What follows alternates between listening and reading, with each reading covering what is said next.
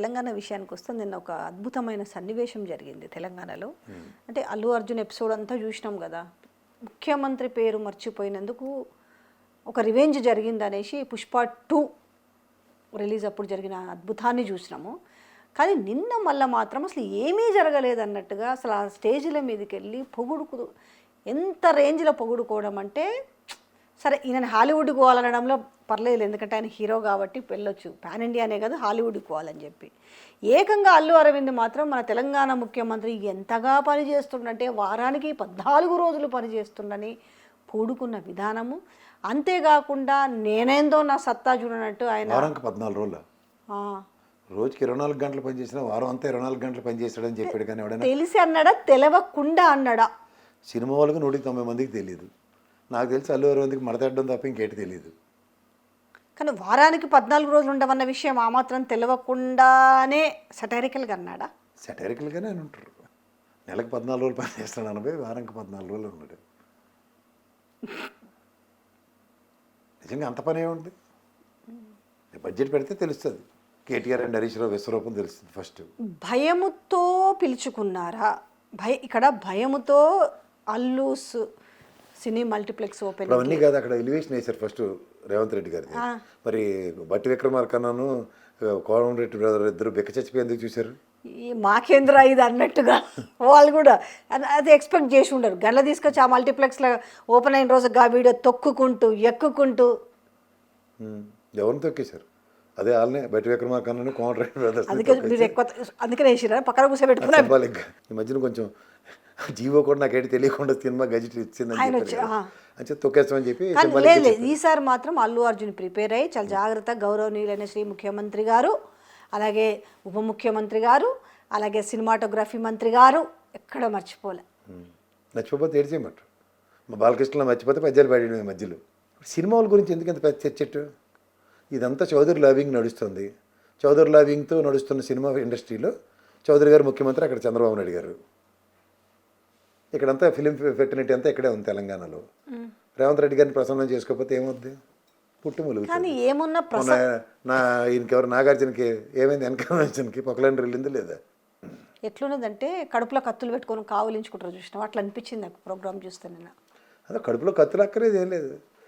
ఎప్పుడైనా సరే government is government. Government ఎప్పుడు సుపీరియర్. ఆ ఇచ్చిపుచ్చుకునే మర్యాద అన్నది ఆ ధోరణి కంటిన్యూ కాకపోతే పెచ్చులు ఊడిపోతాయి ఎలాంటి. ఓకే, ఇప్పుడు ఏమైంది అక్కడ? విజయ్ సినిమా రిలీజ్ అయింది. ఇప్పటికి ఏం చేయగలిగారు? వీళ్ళు పెద్ద హీరోలు కదా, ఏం చేయగలిగాడే? కొన్ని కాబోయే ముఖ్యమంత్రి లెవెల్లో ఎలివేషన్స్ ఉన్నాయి. ఎంత ఉన్నా కూడా సినిమా వాళ్ళంటే రాజకీయం ముందు జుజుబీనే. అది జుజుబీ రాజకీయాలకు పనికిరారని కూడా. నువ్వు అంటే ఎక్కువ తక్కువ ఏం ఊహించుకొని ఏం కాలర్ లేసినా ఆఖరికి అయితే ప్రభుత్వాల ముందర మాత్రం తప్పదు. ప్రసన్నం ఇంత పుష్ప హిట్ అయింది, ఎంత అయింది, ఎంత ఫ్యాన్ ఫాలోయింగ్ ఎంత ఉంది. అల్లు అర్జున్ గారిని అరెస్ట్ చేయడంలో ఏమైనా ఎవరైనా ఆపగలిగారు? As per law is everybody, అంతే, ఎవరికైనా సమానం. వీళ్ళు ఏం అతీత శక్తులు కాదు, వీళ్ళు ఇచ్చుకుంటూ ఉంటారు బిల్డప్లు.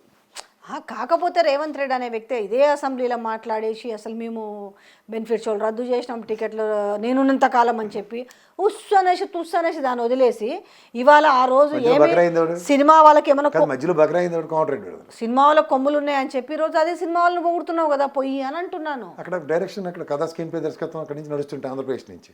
నేను కేసీఆర్ గారు స్టేట్మెంట్ విన్నావా లేదా? గుర్తు చేయి. సడన్గా చంద్రబాబు గారి గురించి మాట్లాడాడు ఆయన. 2.5 సంవత్సరాలు అయింది ఇప్పటిదాకా రేవంత్ రెడ్డి గురించి ఒక్క మాట మాట్లాడాడు ఆయన. ఈ విషయం ఎందుకు మాట్లాడి స్పెసిఫిక్గా? Under the shade of, under the directions of, under the guide lines of, ఇది ఫ్రేజు. ఇదేంటి సడన్గా ఈ స్టేట్మెంట్ వచ్చింది కేసీఆర్ గారి దగ్గర నుంచి అనుకున్నా. అంటే బలంగా శాసిస్తున్నాయి ఇక్కడ రాజకీయాలని AP. Obviously that one should read. కేవలం రేవంత్ రెడ్డి ఉన్నాడు అంతే. ఇక్కడ రేవంత్ రెడ్డి అనే వ్యక్తిని ఎవరు శాసిస్తున్నారు? పేరుకి కాంగ్రెస్, శాసిస్తుంది ఎవరు? ఎన్డీఏ కూటమి. ఎన్డీఏ కూటమిలో ఎవరున్నారు? గురువు ఉన్నాడు.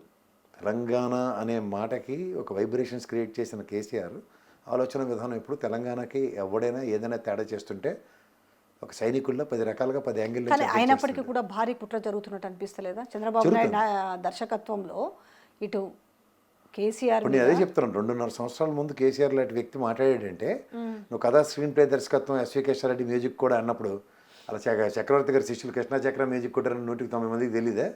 రేవంత్ రెడ్డి గారు కథా స్క్రీన్ ప్లే దర్శకత్వం మ్యూజిక్ అని టైటిల్ వేసుకున్నాడు. మ్యూజిక్ కొడుతుంది కృష్ణా చక్ర అనే విషయం రోజు ఘంటసాల పాటలు ఎస్పి బాలసుబ్రహ్మణ్యం పాటలు వినే కేసీఆర్ లాంటికి అర్థమవుదా? అదే దాని సారాంశం.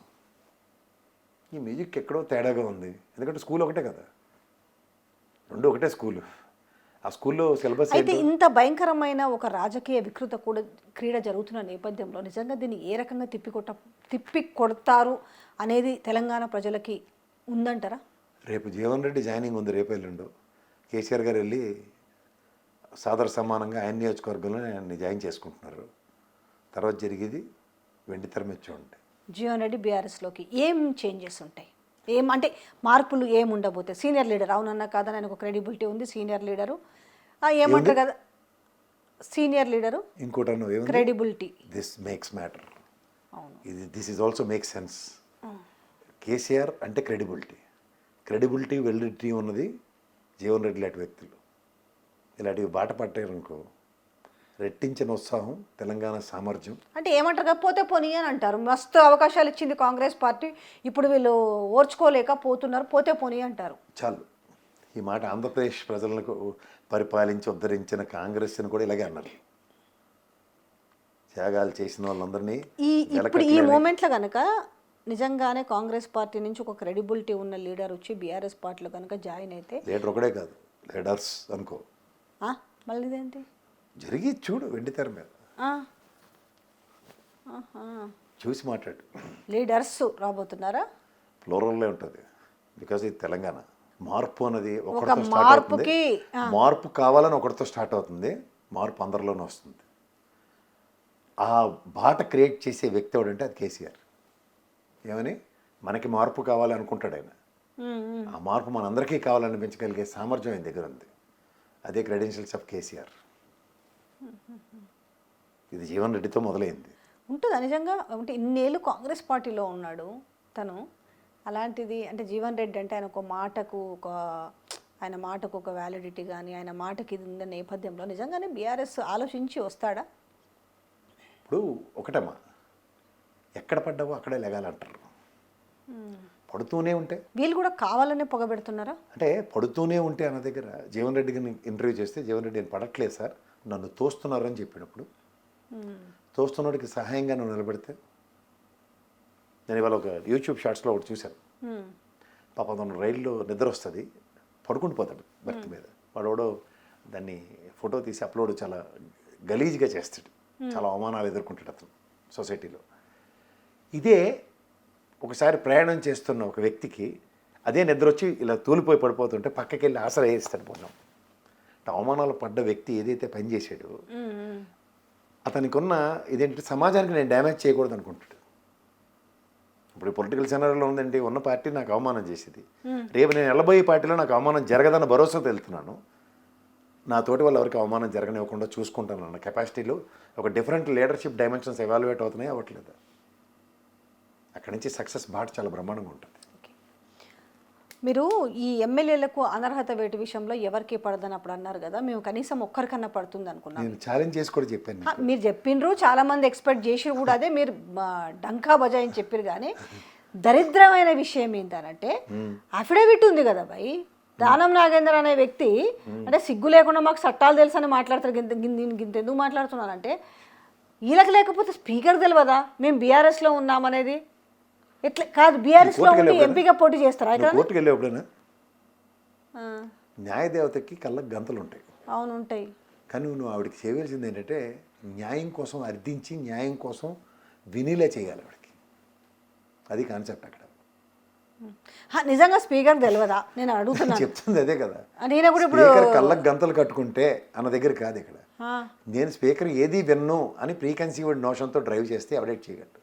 నీకు మళ్ళీ చెప్తున్నాను, గౌరవ న్యాయ వ్యవస్థ స్పీకర్ వ్యవస్థల్ని ఏమీ చేయలేదు. మనం రాజ్యాంగం రాసుకున్నప్పుడు మన అదృష్టంకో దురదృష్టంకో ఒక మహాత్ముడు నెహ్రూ, అంబేద్కర్, సర్దార్ పటేలు అని ఒక మహనీయులు నడిచిన నడవడికకు చూసి అందరూ అలాగే ఉంటారని భ్రమంలో మనకు ఒక రాజ్యాంగం రచించబడింది.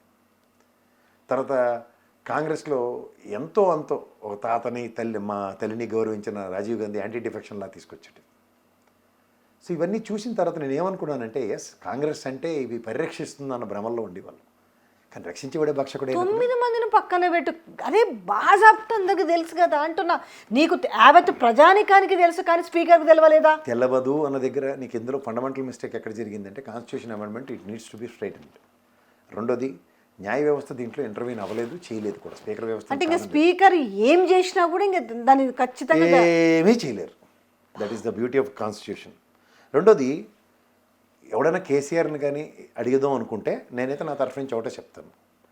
18 మంది గెలిచి పార్టీనే చట్టబొట్ట సర్ది ఇక్కడ తెలంగాణలో తెలుగుదేశం ఏది అన్న ప్రశ్నతో మొత్తం అందరూ బీఆర్ఎస్లోనే విలీనం అయ్యారు. సేమ్ సినారిలో కాంగ్రెస్ నుంచి వచ్చిన వాళ్ళందరూ కూడా సిఎల్పిని విలీనం చేశారు. అలా చేయండి మాట్లాడదాం, అలా చేయండి మాట్లాడదాం. ఎవడో ఒకడు దానా నాగేంద్రకు ఉన్న వీక్నెస్ అంటే తెలుగుదేశం పార్టీ మీద గెలవడం, ఆసిఫ్ నగర్ రాజీనామా చేసి రాజశేఖర రెడ్డి గారు అంటే నాకు చాలా ఇష్టం అని చెప్పాడిపోతే ఏమైంది, ప్రజలు మూతి మీద ఆరతిచ్చారు. సాధారణంగా తిప్పుతారు కదా, మూతికాయలు ఆరతిచ్చారు బై ఎలక్షన్కి వెళ్తే. చేత తెలిసి నిప్పులు కూడా ఇదంతా ఏంటంటే ఓ మహానుభావుడు పీజీఆర్ అని ఉన్నాడు, ఆయనకి 2 పిల్లలు ఉన్నారు, ఒక ఆడపిల్ల మగపిల్ల. మా బతుకులు కౌన్సిలర్కి సరిపోద్ది అనుకునే స్థాయి వాళ్ళకి దిగజారిపోయినప్పుడు ఇలాంటి దానా నాగేందర్ లాంటి ఖైరతాబాద్లో హీరోలు అనుకుంటారు. ఎవడో సచిన్ టెండూల్కర్ ఇలాంటి మీ హోమ్ పిచ్ ఏదిరా అంటే ముంబై అంటాడు. కానీ దానా నాగేందర్ గారు ఇలాంటికి హోమ్ పిచ్ని వదిలేసి ఊరంతా లింగంపల్లిను జూబ్లీ హిల్స్ తిరుక్కున్న వాళ్ళని ఏమంటారో నాకైతే తెలియదు. ఇల్లు వాకిలు అక్కడ పెట్టుకుని గణాన్ని బలాన్ని అక్కడ పెట్టుకుని కౌన్సిలర్ లింగంపల్లిలో గెలుస్తాను, కోకటపల్లిలో గెలుస్తానని ప్రపంచ యాత్రలు చేసుకుని తిరిగితే ఏమవుద్ది? ఏదన్నా కొంచెం కాదు చాలా. అంటే ఇవాళ ఎవరైతే బీఆర్ఎస్లో ఉన్నామని చెప్పుకుంటూ సరే పార్టీలు ఏమన్నా కానీ మరీ స్పీకర్ పదవిని దిగజార్చుడు లాగా ఎవరికి నమ్మకం లేకుండా పోయిందంతే. ఎప్పుడూ నమ్మకం లేదు దాని మీద. ఆ రోజులు ఎప్పుడూ పోయాయి. కానీ ఇంకా మీరు భ్రమల్లో బతికితే ఆడిట్ చేయలేడు.